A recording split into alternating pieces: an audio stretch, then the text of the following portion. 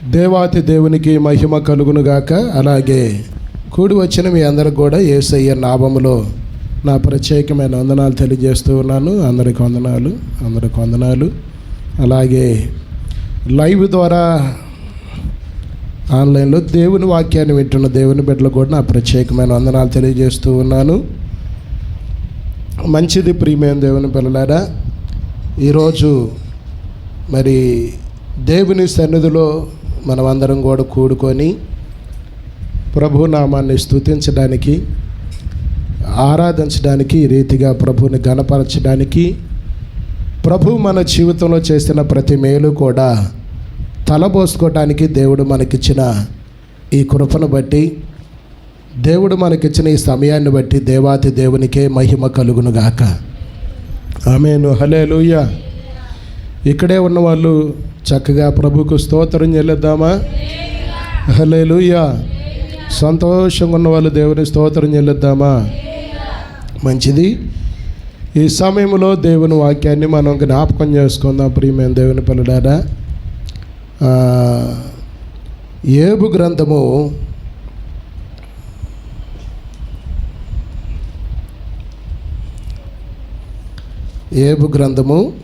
10వ అధ్యాయము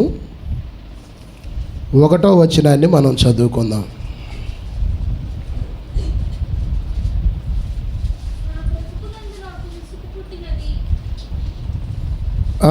నా బ్రతుకుపై నాకు విసుగు పుట్టుచున్నది, నేను అడ్డు లేకుండా అంగలార్చేదను. చాలు, దేవుని స్తోత్రం చెల్లిద్దామా? ఆమేను. హల్లెలూయా. ఇక అందరూ నా వైపు చూస్తూ దేవుని వాక్యాన్ని వినాలి. ఆమేను. హల్లెలూయా. యోబు మాట్లాడుతున్న మాట చాలా మనకి ఆశ్చర్యాన్ని కలగజేసింది. దేవుని స్తోత్రం కలుగునుగాక. యోబుని గురించిన దేవుని దగ్గర ఉన్న సాక్ష్యం ఏంటయ్యా అంటే చాలా మంచి సాక్ష్యం. అలాగే భూమి మీద కూడా మనుషుల దగ్గర ఆయనకి ఏమొచ్చింది? మంచి సాక్ష్యము వచ్చింది. అలాగే సైతాన్ దగ్గర నుంచి కూడా యోబుకి ఏమొచ్చింది? చెప్పాలి మీరు అందరూ కూడా. ఆ సాక్ష్యం ఎక్కడికి పోయి చెబుతుంది? పరలోకం పోయి చెబుతుంది. దేవుని స్తోత్రం చెప్పండి. మీరు చెప్పండి. దేవుడు చెప్తున్నాడు యోబుని గురించి సాక్ష్యము ఏంటి? యోబు లాంటి నీతిమంతుడు, యథార్థవంతుడు లేడని. అలాగే మనుషులు చెప్తున్నారు, అలాగే సైతాను కూడా చెప్తూ ఉంది. దేవుని స్తోత్రం కలుగునుగాక. ఆమేను. హల్లెలూయా. అలాంటి వ్యక్తికి ఏమొచ్చిందంట? బ్రతుకు మీద విసుగు కలిగిందంట. దేవుని స్తోత్రం చెప్పండి. ఆమేను. హల్లెలూయా. ఏమండి, దేవుడి దగ్గర మంచి సాక్ష్యం పొందాడు, మనుషుల దగ్గర మంచి సాక్ష్యాన్ని పొందాడు, సైతాన్ దగ్గర మంచి సాక్ష్యాన్ని పొందాడు. ఇతనికి ఏమొచ్చిందంట? బ్రతుకు మీద విసుగు కలిగిందంట. ఆమేను. హల్లెలూయా. గట్టిగా ప్రభుకు స్తోత్రం చెల్లిద్దామా?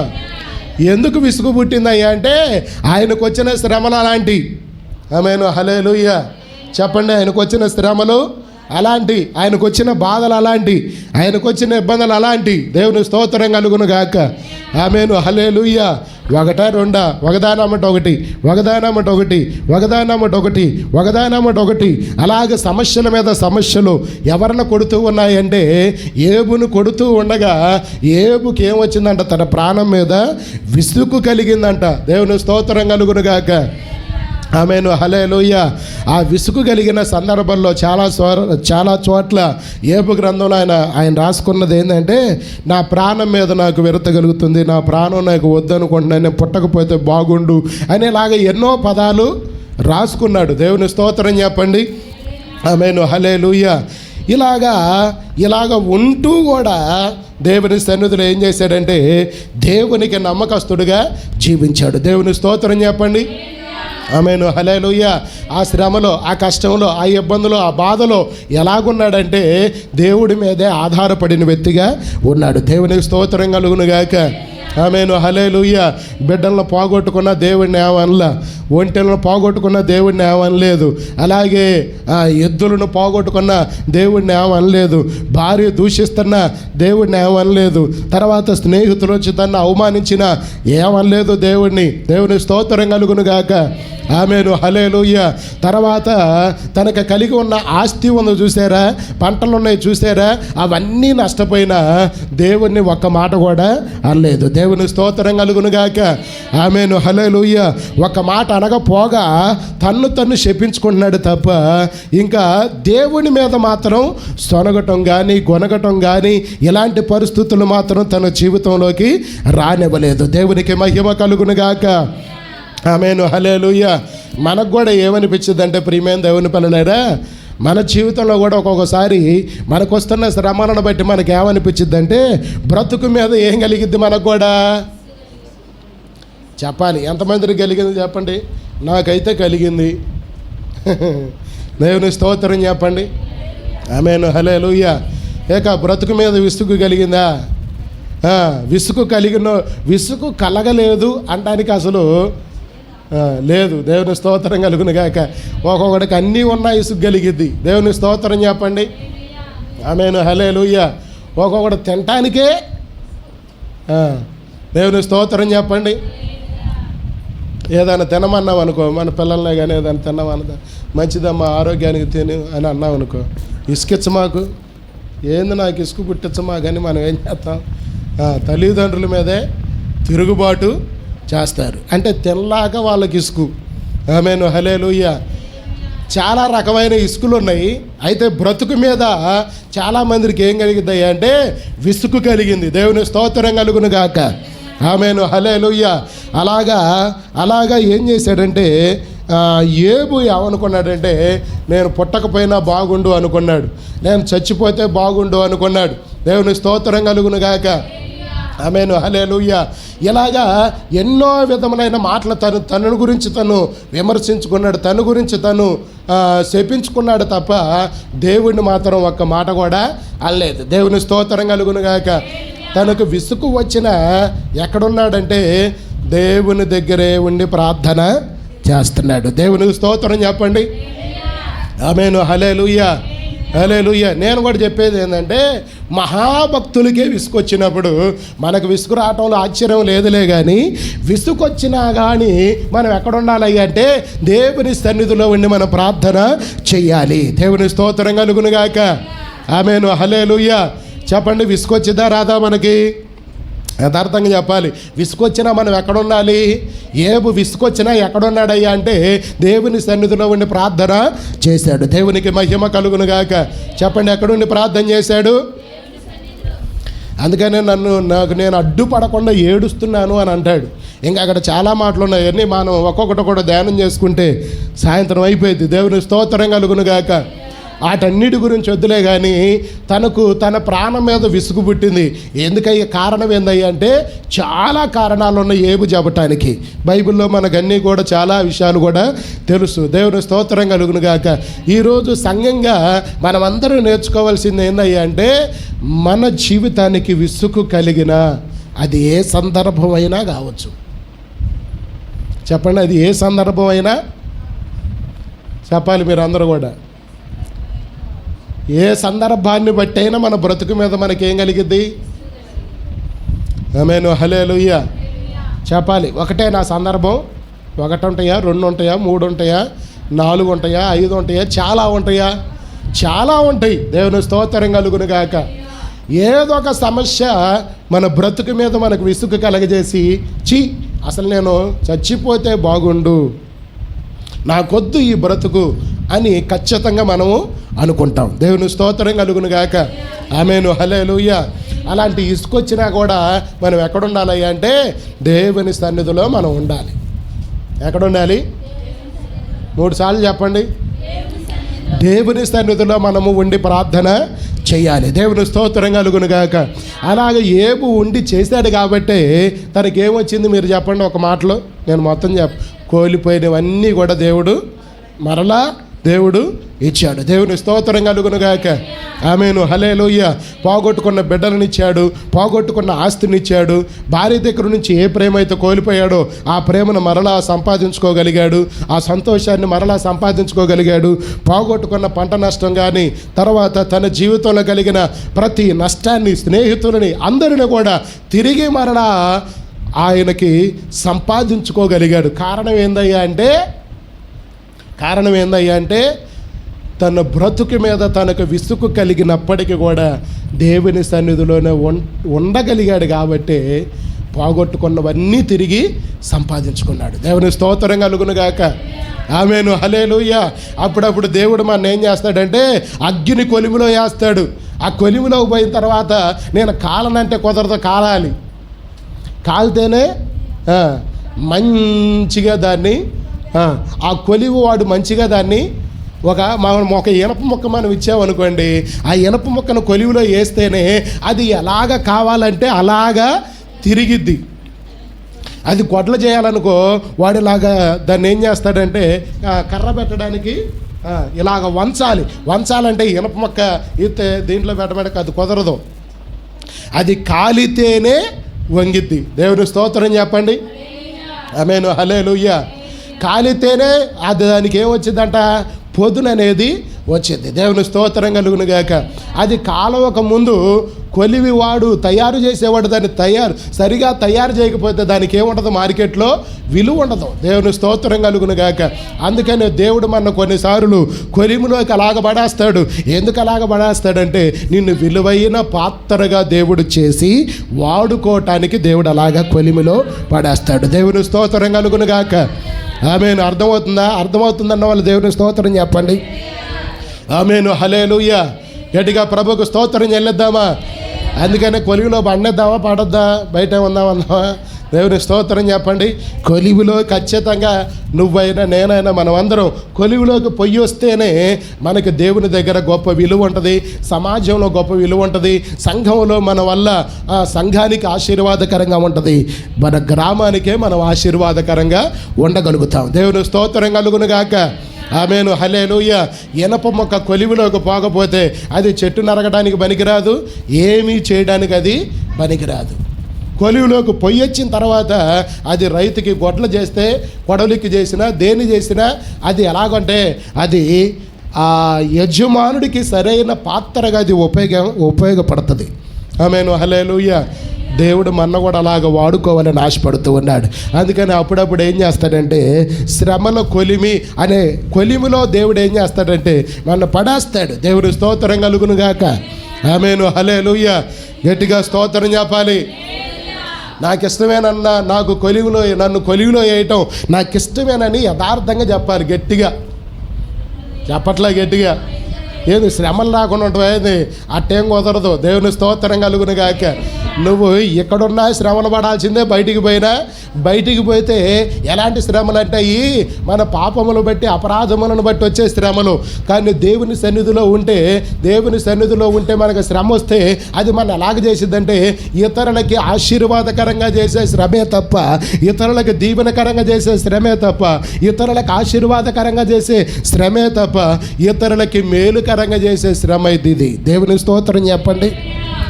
ఆమేను, హల్లెలూయా. అవునంటారా, కాదంటారా? గట్టిగా ప్రభుకు స్తోత్రాలు చెప్పాలి. హల్లెలూయా. గట్టిగా ప్రభుకు స్తోత్రం చెల్లిద్దాం.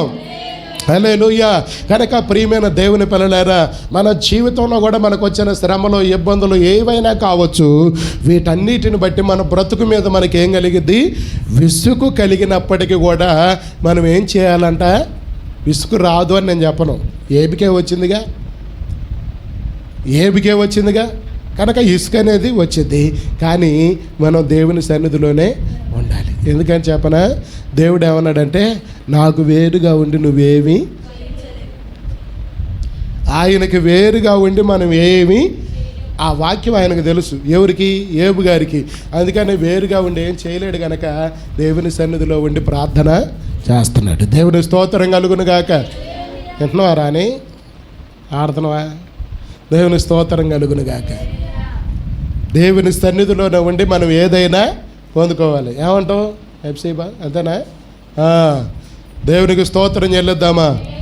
ఆమేను, హల్లెలూయా. మరొక మాట కూడా మనం చదువుకుందాం. దేవుని స్తోత్రం కలుగును గాక. ఈయనకైతే ఏబుకు వచ్చిన శ్రమలను బట్టి ఆయనకేమొచ్చిందంటే బతుకు మీద విసుగు కలిగింది. ఆయన శ్రమలన్నీ మనకు తెలుసు కాబట్టి మీరు ఈ విషయాన్ని గుర్తుపెట్టుకోండి. మరొక విషయాన్ని కూడా మనం జ్ఞాపకం చేసుకుందాం. సంఖ్యాకాండము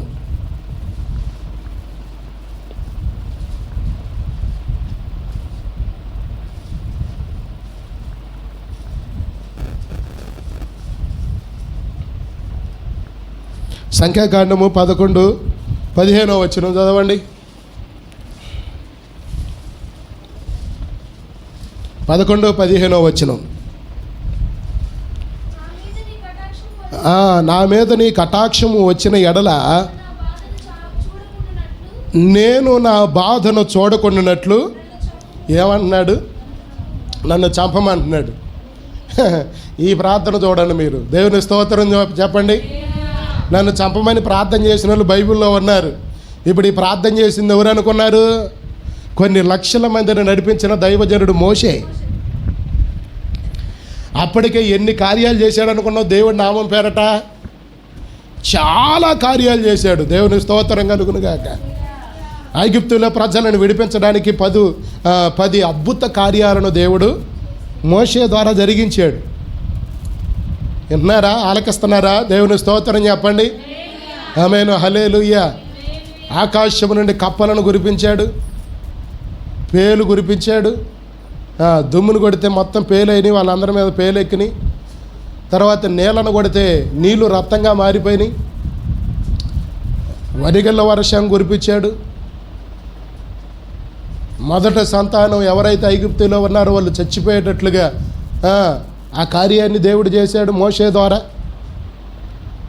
ఇలాగ ఎన్నో కార్యాలు దేవుడు మోషే ద్వారా చేశాడు. ఎర్ర సముద్రాన్ని అలాగ చేయత్తంగా 2 పాయలైందంట. 2 పాయలంటే అసలు ఇలా కనపడకుండా వెళ్ళిపోయిందంట. కనపడితే సముద్రం ఎత్తైందనుకో దాని అమ్మని నడుస్తారు ఎవరన్నా. నీళ్ళు ఇలాగ నిలబడ్డాయండి. నీళ్ళు ఇలాగ నిలబడితే దాని అమ్మట ఎవరన్నా నడుతారా? వాళ్ళకి కనపడనంత దూరం వెళ్ళిపోయినాయి అంటాయి.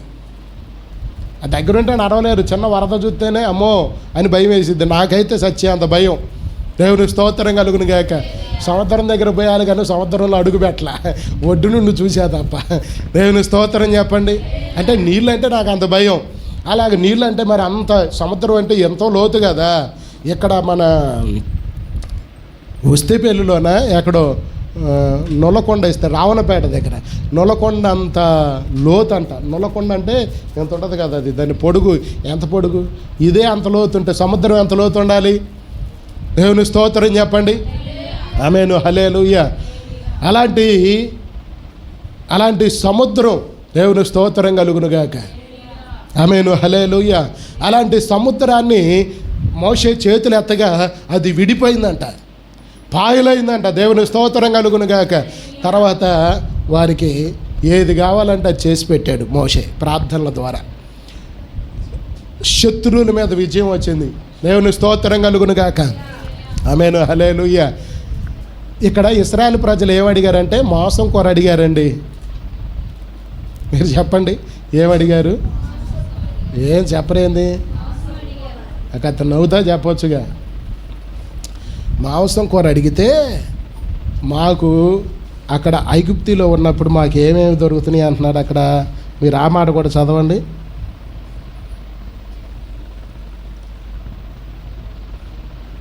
అక్కడ ఉంటుంది చూడండి.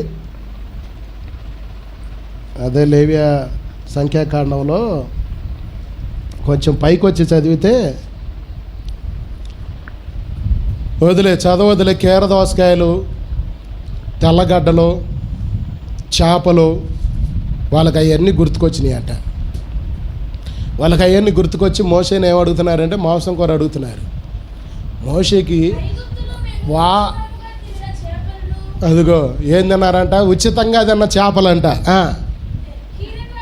కీరకాయలంట, దోసకాయలంట,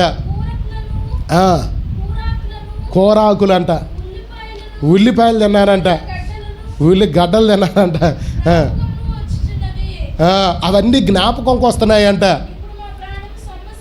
ఎందుకు ఎల్లు తీలిందంట? తిండి లేకేలకు సొమ్మసిల్లిందంట ప్రాణం. దేవుని స్తోత్రం చెప్పండి. ఆమేన్, హల్లెలూయా. దానికని వాళ్ళు ఏం చేస్తున్నారు చెప్పండి? ఏడుస్తున్నారంట. ఏమి లేవని ఏడుస్తున్నారంట? తిండి లేదని ఏడుస్తున్నారంట. తిండి తిండి తిండి. ఈ తిండే మనని పాపంలోకి నెట్టింది. అవ కూడా ఆ కాయకెళ్ళి చూసి ఆ కాయ మీదే బీకింది మనసు అంతా. ఆమె తినకపోతే హాయిగా ఉండేది మనకి. దేవుని స్తోత్రం కలుగును గాక. ఏ కాయ మీద బీకింది? రమ్యముగా ఉన్న కాయ. ఆ కాయ తినొద్దంటే ఆ కాయ మీదే బీకింది. ఓకే, పోయింది, కోసుకొచ్చుకుంది, తిన్నది, ఆదాముకు కూడా తినిపించింది. తిండి ఇప్పుడు ఇలా తిండి కోవాలన్నమాట. ఈ తిండి కోసం మోషే దగ్గర వాళ్ళు వచ్చి ఏం చేస్తున్నారంట? ఏడుస్తున్నారంట. అక్కడ ఉంది చూడు, ఆ మాట కూడా ఉందిగా, ఈ మన్నా తప్ప మా కనులు ఎదుట. మనం కూడా అనుకుంటాం కదా, పొద్దులు ప్రార్థన, సన్నిధి, ఏ సంతోషం లేదు, ఏ ఆనందం లేదు. నేను బాప్తీసం అనవసరంగా తొందరపడి తీసుకున్నా. దేవుని స్తోత్రం కలుగును గాక. తీసుకోకుండా బాగుండేది అని ఇప్పుడు మన పిల్లగాళ్ళని జాగ్రత్త చేస్తున్నాం. బాప్తీసాలు తీసుకోకుండా, రక్షణలోకి రాకుండా, దేవుని మందిరంలోకి రాకుండా, ప్రార్థనలు ఎదగనీయకుండా అడ్డుపడుతుంది. ఇప్పుడు ఎవరో చెప్పండి? నేనంటే బాప్తీసం తీసుకొని అనవసరంగా అన్నీ వెళ్ళిపోయా. ఆ పిల్లను కూడానా, ఆడిని కూడానా? నేర్పించు, లోకం నేర్పించు, లోకంలో ఉన్న ఆశలు నేర్పించు. దేవుని స్తోత్రం కలుగును గాక. ఆమేన్, హల్లెలూయా. ఇలాగుంటుంది అన్నమాట కూటం. జనాలు ఏం చేస్తున్నారంటే, ఏం చేస్తున్నారో వాళ్ళకి తెలియట్లే, ఎలాగ నడుస్తున్నారో వాళ్ళకి తెలియట్లే, ఎలాగ ప్రవర్తిస్తున్నారో తెలియట్లే. ఇది అసలు మంచి మార్గం కాదా అనేది కూడా తెలియట్లే. దేవుని స్తోత్రం చెప్పండి. ఆమేన్, హల్లెలూయా. వాళ్ళకు కూడా ఎప్పుడు ఈ మన్నానైనా ఎవరు తినే ఆహారాన్ని కురిపించాడండి దేవుడు? దేవదూతలు తినే ఆహారాన్ని ఎవరికి పెట్టాడు? మనుష్యులకు పెట్టాడు దేవుడు. దేవునికి మహిమ కలుగును గాక. ఆమేన్, హల్లెలూయా. దేవదూతలు తినే ఆహారం పెట్టాడండి. దేవుని స్తోత్రం కలుగును గాక. చాలామంది మనం ఆ మాట చెప్పుకోవచ్చో చెప్పుకోకూడదు నాకైతే తెలియదులే, కానీ దేవుడి దగ్గర పెట్టిన పలహారం తింటాం, అమ్మో అది ఎంతో భాగ్యంగా ఎంచుకొని ఏం చేస్తారంటే, హిందువులే కానీ లేదంటే చర్చీల కాడ భోజనాలు జరిగినా కానీ, అమ్మో అది దేవుడి భోజనం అని ఉప్పు లేకపోయినా ఏం చేస్తారు? ఆగరలాడుతూ వస్తారు దేవుడి భోజనం తింటే. మన కృపారాణి ఉంది, రెడ్డి గారు దేవుడు భోజనం తినాలని ఎంతో కొంత ఇక్కడి నుంచి తీసిపోయింది. దేవుని స్తోత్రం కలుగును గాక. అది దేవుడి భోజనం కాదు, మనందరం కోసం చేసుకున్న భోజనం. అసలు దేవుడి దగ్గర ఉన్న భోజనం ఏందయ్యా అంటే మన్నా. దేవుడి స్తోత్రం. అలాంటి భోజనాన్ని ఎవరికి పెట్టాడంటే ఇశ్రాయేలు ప్రజలకు దేవుడు పెట్టాడు. దేవుని స్తోత్రం కలుగును గాక. మేము ఎప్పుడు ఈ మన్నానే తినాలా? మేము తిన్న చేపలు, ఆకుకూరలు, గనుసుగాట్ల కూరలు, ఇంకా ఏదో కేసరకాయల కూరలు, కీరకాయలు అంట. దేవుని స్తోత్రం కలుగును గాక. దోసకాయలు ఈ గుర్తుకొస్తున్నాయి అంట వాళ్ళకి. అందుకని వాళ్ళు గుర్తొచ్చి ఏం చేస్తున్నారంటే సొమ్మసిల్లిపోతున్నారు. మాకెప్పుడు ఇమ్మన్నానని ఏమంటున్నారు? ఇంకక్కడ చదువు.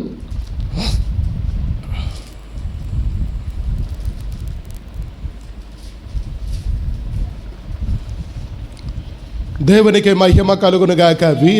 వీరికి అది లేదని చెప్పేసి తినటానికి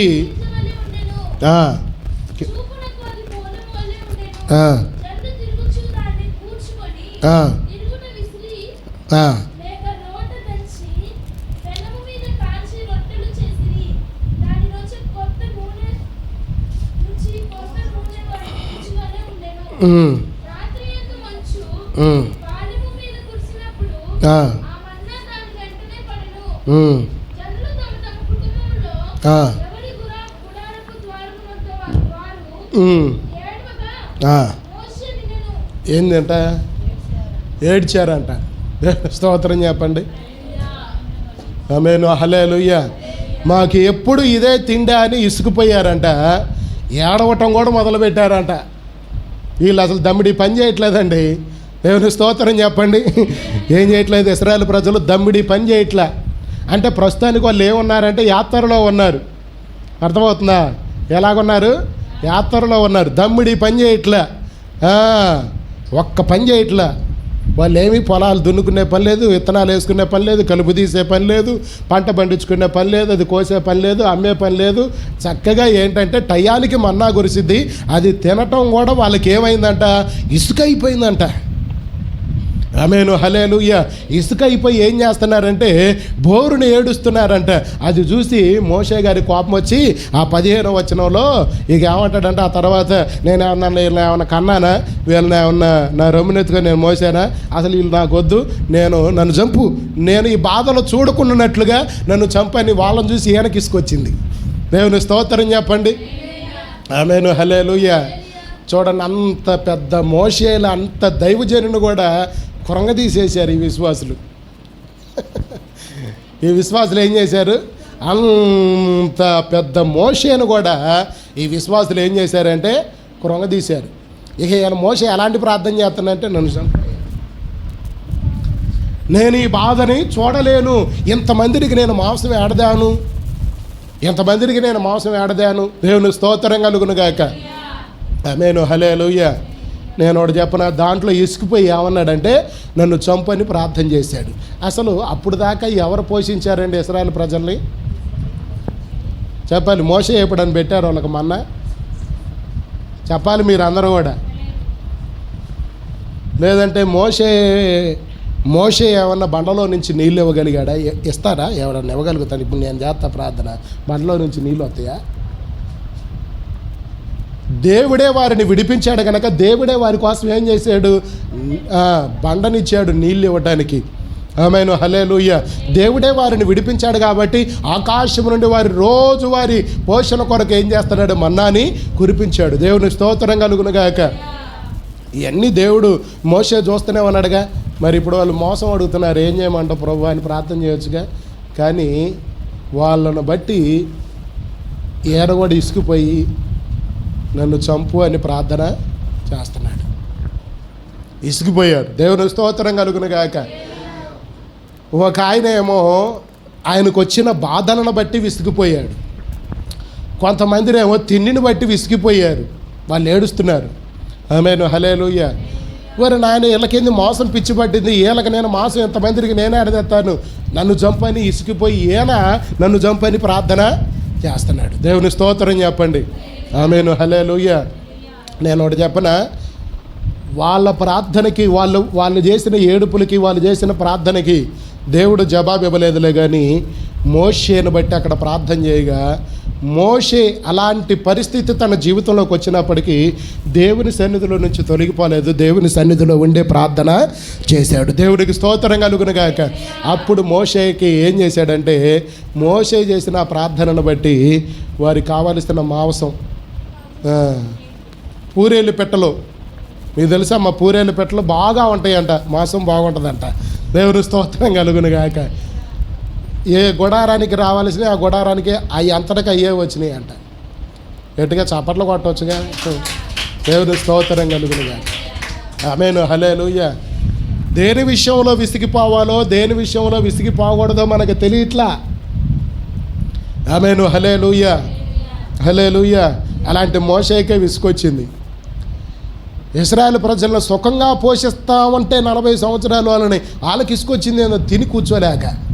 దేవుని స్తోత్రం కలుగును గాక. ఏబుకి ఇసుకొచ్చింది తనకున్న సమస్యలను బట్టి. దేవునికి మహిమ కలుగును గాక. మరొక ఆయనకు వచ్చింది ఇసుకు, ఆయన కూడా మనం చదువుకుందాం. వీళ్ళందరూ ఇసుకొచ్చినప్పటికీ కూడా ఎక్కడున్నారంటే దేవుని సన్నిధిలో నిలిచి ప్రార్థన చేశారు. ఎక్కడ ప్రార్థన చేశారమ్మా? దేవుని సన్నిధిలో ఉండి. నేను కూడా మీకు చెప్తున్నా, ఇసుకు రావచ్చు, కానీ మనం ఎక్కడుండి ప్రార్థన చేయాలి? ఎంత ఇసుకొచ్చినా సరే, ఎంత ప్రార్థన చెయ్యటం నీకు ఇష్టం లేకపోయినా సరే మనం ఎక్కడ ఉండాలి? అది వచ్చిందా? అసలు ఇసుకున్నప్పుడు ప్రార్థన వచ్చిద్దండి? చెప్పాలి మీరు అందరూ కూడా. వచ్చిద్దా? ప్రార్థన చేసే మనసు వచ్చిద్దా? రాదు. మరి ఏమన్నాడు దేవుడు? ఇసుకొచ్చినా కానీ మనం ఎక్కడ ఉండాలి? ఎక్కడ ఉండాలి? దేవుని స్తోత్రం. పెందలాడొచ్చును. దేవునికి మహిమ కలుగును గాక. నా బాధ అంతా నేను ఈ కిటికీకి ఇలా చూస్తాను, నువ్వు ఎప్పుడు వస్తావా అని. దేవుని స్తోత్రం కలుగును గాక. ఎట్టో కట్టొచ్చు నువ్వు దేవునికి స్తోత్రం, సమయానికి చేరుకున్నావు, మహిమ కలుగును గాక. ఆమేను, హల్లెలూయా. ఖచ్చితంగా మన జీవితంలో సమస్యలను బట్టే కావచ్చు, దేన్ని బట్టైనా సరే మనకు విసుగు రావచ్చులే, కానీ ఇసుకు వచ్చినా మనం ఏం చేయాలి?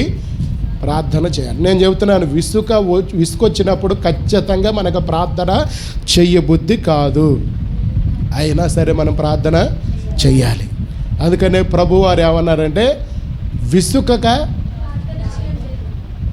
విసుకక ప్రార్థన చెయ్యాలి. ఆమేను, హల్లెలూయా. ఇప్పుడు రాజుల గ్రంథం, మొదటి రాజుల గ్రంథం 19వ అధ్యాయము, మొదటి రాజుల గ్రంథం 19వ అధ్యాయము 4వ వచనం.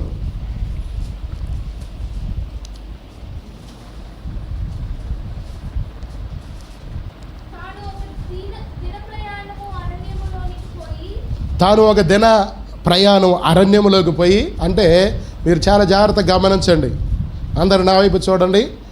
ఒక రోజంతా అరణ్యంలో నడిచాడంట. అరణ్యములోకి వెళ్ళి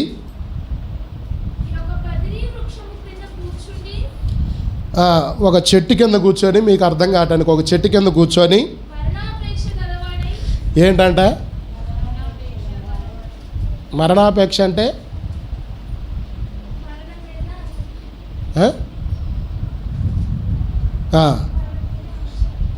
మరణాపేక్ష గలవాడై,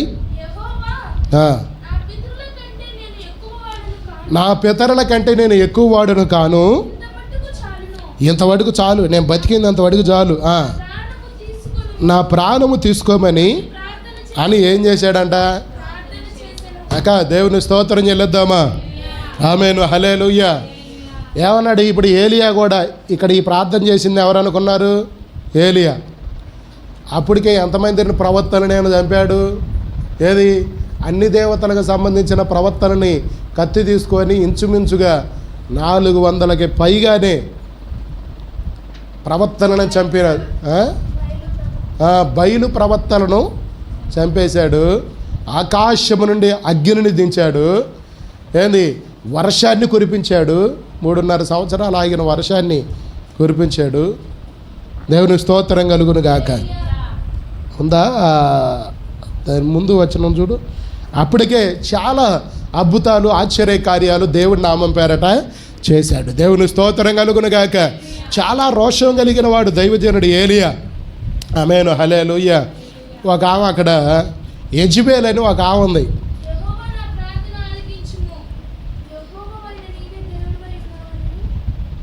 చాలు.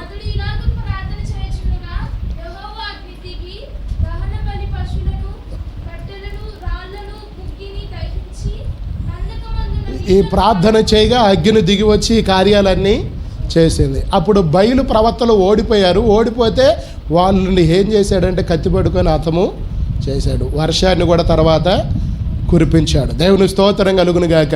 ఇప్పుడు అక్కడ యెజబెల్ అని ఒక రాణి ఉంది.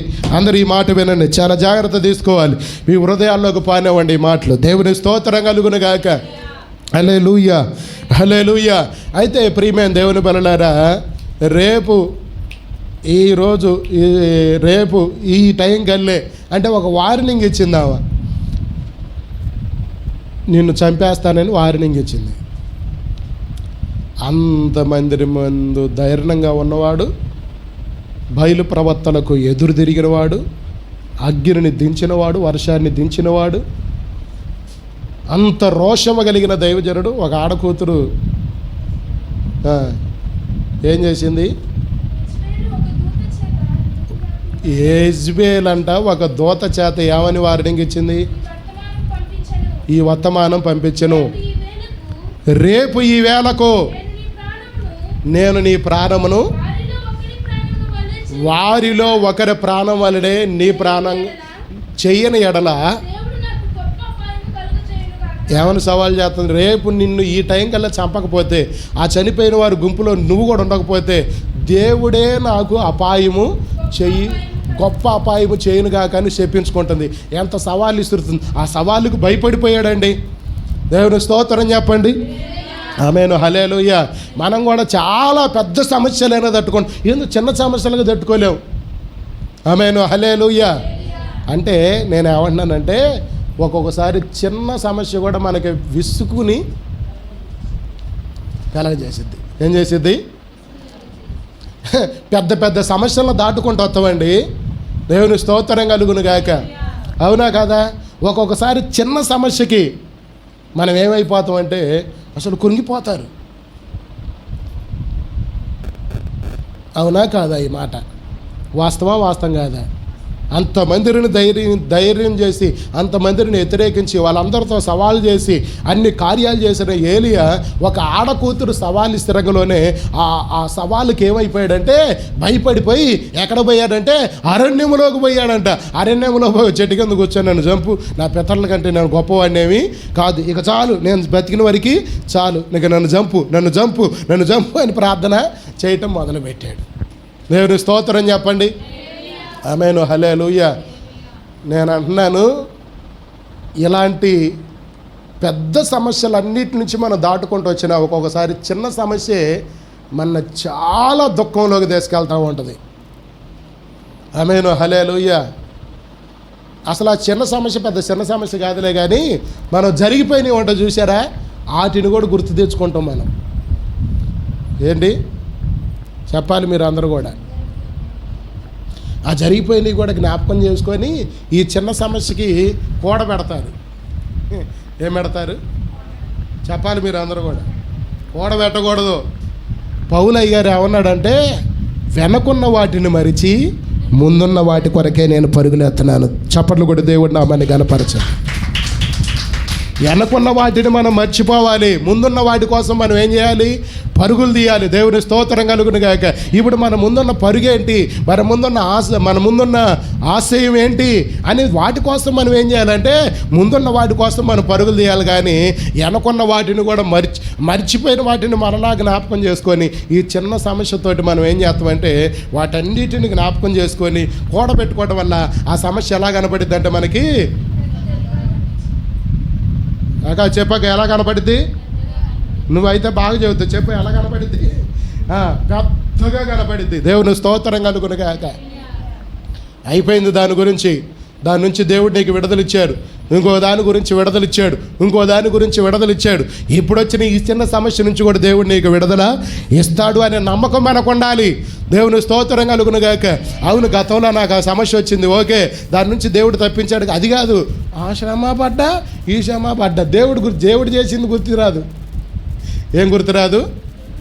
ఆ శ్రమ పాపం ఏమే పడదంట, ఆ శ్రమ ఏనే పడ్డాడంట పాపం. అంటే దేవుడు దాటించలేదు నిన్ను, దేవుడు దాటించాడండి. దేవుడు స్తోత్రం కలుగును గాక. ఆ శ్రమలో ఉన్నప్పుడు దేవుడు నన్ను దాటించాడు, ఈ శ్రమలో ఉన్నప్పుడు దేవుడు దాటించాడు, ఇప్పుడు వచ్చిన ఈ శ్రమలో నుంచి కూడా నా దేవుడే నన్ను దాటిస్తాడనే విశ్వాసం అనుకుంటును గాక. చపన కూడా దేవుడు నామాన్ని గణపరచండి. ఆమేన్, హల్లెలూయా. సమస్యల వైపు చూస్తే బ్రతకాలనిపించదో, చచ్చిపోవాలని అనిపించింది. దేవుని స్తోత్రం కలుగును గాక. విసుగు ఏ కారణం చేతనైనా రావచ్చు, కానీ మనం దేవుని సన్నిధిలో ఉండి ప్రార్థన చేసేవారిగా మనం ఉండాలి. దేవుని స్తోత్రం కలుగును గాక. ఏలియాకు కూడా విసుకొచ్చింది, నన్ను చంపు అని ప్రార్థన చేశాడు. అది ఎక్కడుండి ప్రార్థన చేశాడంటే దేవుని సన్నిధిలో ఉండి ప్రార్థన చేశాడు. దేవుని స్తోత్రం కలుగును గాక. ఏలియాని చంపాడండి ఆ ప్రార్థన చేయడం వల్ల. ఏబుని చంపాడా ప్రార్థన చేయడం వల్ల? మోషే ఆ ప్రార్థన చేయడం వల్ల చంపాడా? దేవుని సన్నిధిలో ఉండి అర్థం కాని పరిస్థితి అయ్యా, దిక్కుతోచని పరిస్థితి అయ్యా, అసలు బ్రతకాలనిపించట్లేదు, చావాలనిపిస్తుంది అయ్యా అని ఆ మాటలేదు దేవుడితో చెప్పు. దేవుని స్తోత్రం కలుగును గాక. దేవుడే కార్యం చేస్తాడు మన జీవితంలో. దేవునికి మహిమ కలుగును గాక. ఆమేను, హల్లెలూయా. గట్టిగా చప్పట్లు కొట్టి దేవుడి నామాన్ని కనపరుద్దామా? ఆమేను, హల్లెలూయా. చివరగా మరొక మాట మనం చదువుకుందాం. యోనా గ్రంథము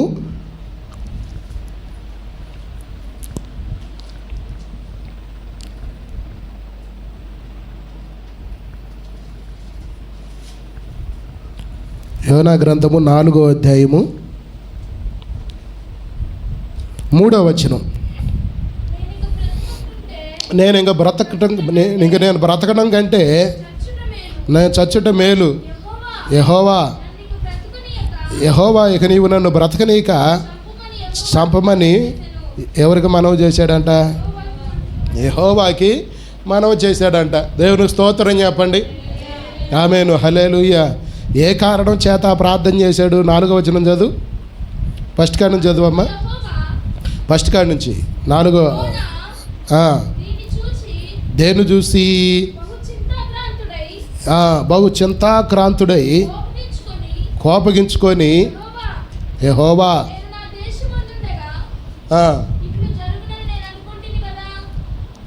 వదిలే, మొత్తం చదవద్దు. ఈయనకి ఒక సొర చెట్టు నేడిచ్చిందండి. ఏం చెట్టు? నేడిచ్చింది. దేవుడు బుద్ధి రావటం కోసం ఏం చేశాడంటే ఆ సొర చెట్టు ఎండిపోయేటట్టు చేసిండు.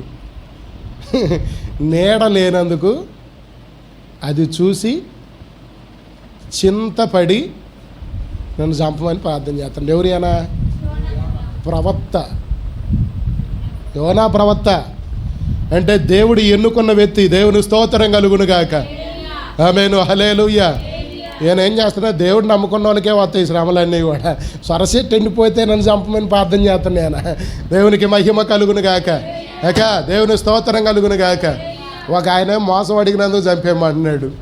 ఒక ఆయనేమో దేవుని స్తోత్రం చెప్పండి. ఒక ఆయనేమో ఒక ఆడ కూతురికి మగోడు దొడుతుడండి. చేసిన సవాళ్ళకి ఈయన కోపం వచ్చింది. ఏం చచ్చిపోతాను అంటాడు. దేవుని స్తోత్రం. ఇంకొక ఆయన చూస్తేనేమో సొరసెట్టు ఎండినందుకు. ఆమేను, హల్లెలూయా. దేవునికి మహిమ కలుగును గాక. గట్టిగా చప్పట్లు కొట్టి దేవుడి నామాన్ని కనపరుద్దామా. అప్పుడు యోనా ఏం చేస్తున్నాడంటే నన్ను చంపేయి. అది చూసి ఎంత బాధ కలిగిందంట ఆయనకి. ఆ తర్వాత 4వ వచనం అక్కడ చదువమ్మా. అప్పుడు దేవుడు ఏమన్నాడు ఆ మాటకి?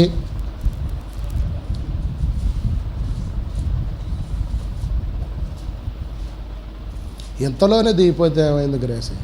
ఎంతలోనే బైబిల్ మూసేసినవా? అయిపోయినట్టు. అందుకు యెహోవా నువ్వు కోపగించడం న్యాయమా? ఎవరిని అడుగుతున్నాడు? యోనాని అడుగుతున్నాడు. నువ్వు అప్పుడు యోనా ఆ పట్టణంలో నుండి పోయి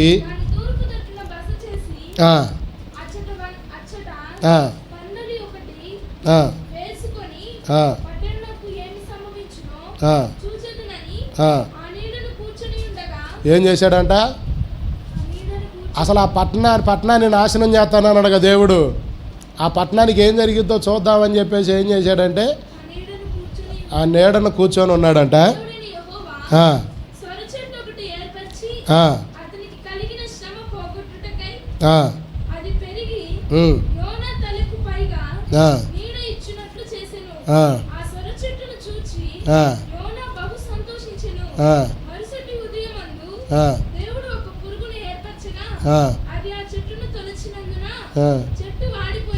ఏమైపోయిందంట? అది దేవుని స్తోత్రం కలుగును గాక. దేవునికి మహిమ కలుగును గాక. ఆయనకు కలిగిన శ్రమ పోవటం కోసం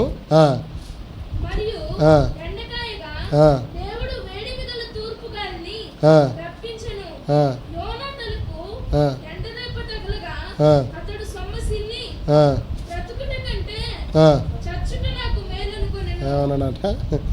అది దేవుని స్తోత్రం కలుగును గాక. సొరచెట్టు ఎండిపోయినందుకు,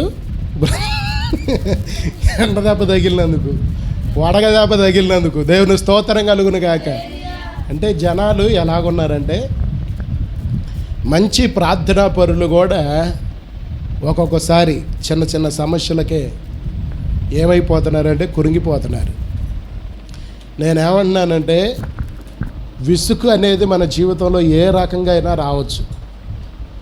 మనం మన జీవితంలో ఎన్ని ఇసుకలు, ఎన్ని పోరాటాలు మన మీదకు వచ్చినా మనం దేవుని సన్నిధిలో నిలబడి ప్రార్థన చేయగలిగిన వారిగా మనం ఉంటే, ఆమేను, హల్లెలూయా, నిలబడి ప్రార్థన చేయవారిగా మనం ఉంటే దేవుని స్తోత్రం కలుగును గాక. ఆమేను, హల్లెలూయా.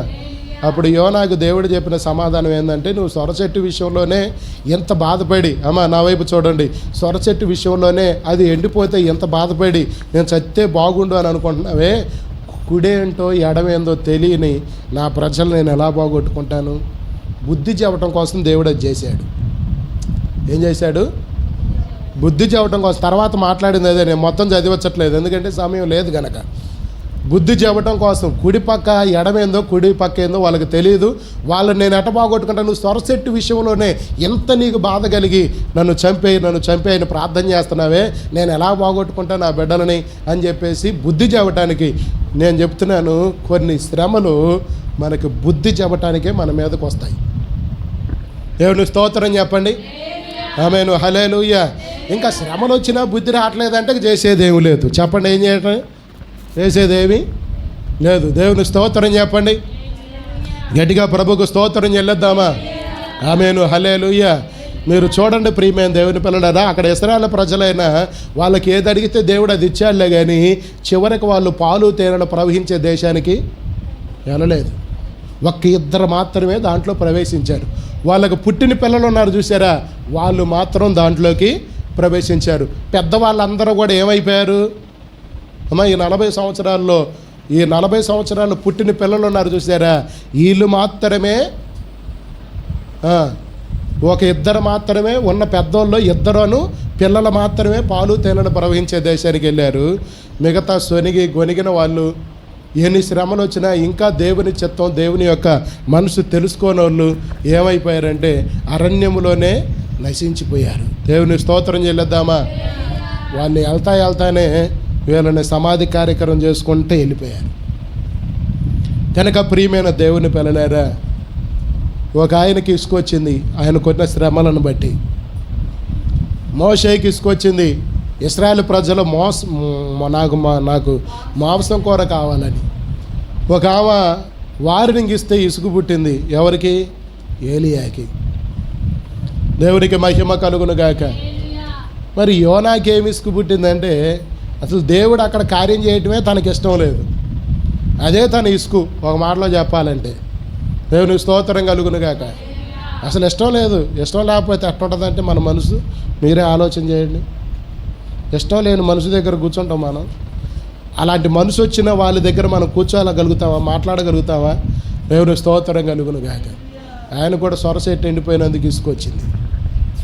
వడదెబ్బ తగిలినందుకు, గాలి ఇసిరినందుకు, ఎండ కొట్టినందుకు ఆయనకి ఇసుకొచ్చింది. దేవుని స్తోత్రం కలుగును గాక. నేను అంటున్నాను, వీళ్ళందరూ కూడా దేవుణ్ణి వెంబడించిన ప్రవక్తలు, భక్తులు, అనేకులకు ఆశీర్వాదకరంగా ఉన్నోళ్ళే. కానీ వాళ్ళు ఎక్కడుండి ప్రార్థన చేశారంటే దేవుని సన్నిధిలో ఉండి ప్రార్థన చేశారు.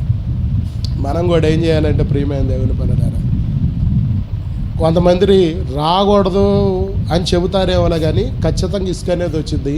కానీ ఇసుకొచ్చినా మనం దేవుని సన్నిధిలో ఉండి ప్రార్థన చేయాలి. దేవుడిని వదిలిపెట్టకూడదు. ఎవరిని వదిలిపెట్టకూడదు? దేవుడిని మనం వదిలి పెట్టకూడదు. నాకు వేరుగా ఉండి ఏమీ చేయలేవని దేవుడు చెప్పాడు కనుక అటు కృప దేవుడు మనందరికి అనుగ్రహించునుగాక. ఇప్పుడు మీరు చెప్పండి, కొలువులో వేసినా ఊరుకుంటారా? అసలు చిన్న సమస్యలకి మనం కృంగిపోదామా? చెప్పాలి మీరు అందరూ కూడా. చెప్పురాని ఎప్సీవా, దేవుని స్తోత్రం కలుగునుగా.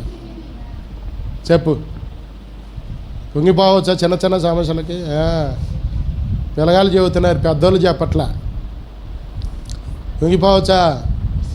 ఆమేను, హల్లెలూయా.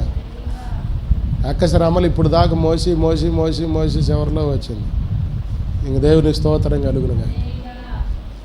మంచిది ప్రియమైన దేవుని పిల్లలారా, ఇసుక అనేది మన జీవితంలో ఏ కారణం చేతనైనా రావచ్చు, కానీ దేవునికి నమ్మకస్తులుగా మనం ఉండాలి.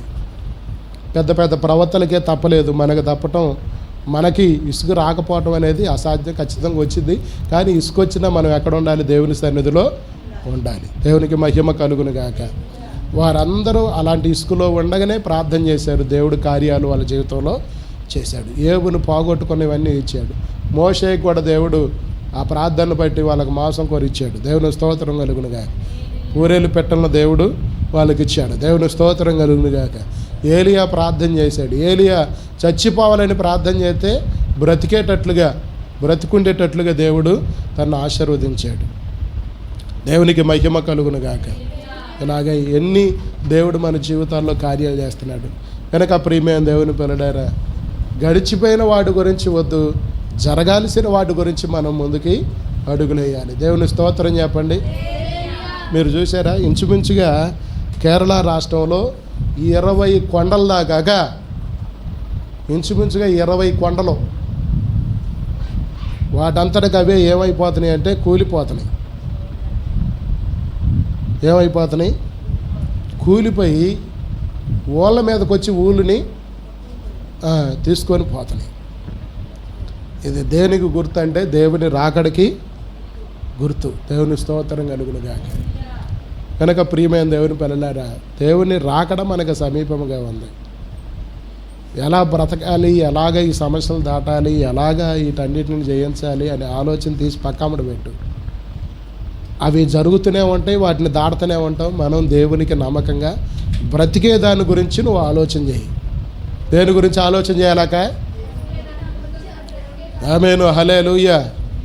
దేవుని కొరకు నమ్మకంగా బ్రతికే దాని గురించి నువ్వు ఆలోచన చేయి. నీ మీదకి వచ్చిన అప్పులే కావచ్చు, అనారోగ్యాలే కావచ్చు, అవి ఎలాగొచ్చినాయి అలాగ వెళ్ళిపోతాయి. వాటి గురించి నువ్వు ఆలోచించాల్సినంత అవసరం లేదు. ప్రార్థన చేసుకుంటూ ముందుకు మనం కొనసాగుదాం. దేవుడే వాటన్నిటిలో దేవుడు గొప్ప విజయాన్ని దేవుడు మనకి ఇచ్చునుగాక. ఆమేను, హల్లెలూయా. దేవుడి వాక్యం మనందరి హృదయాల్లో దేవుడు దీవించి ఆశీర్వదించునుగాక. ప్రార్థన చేసుకుందాం. దేవుని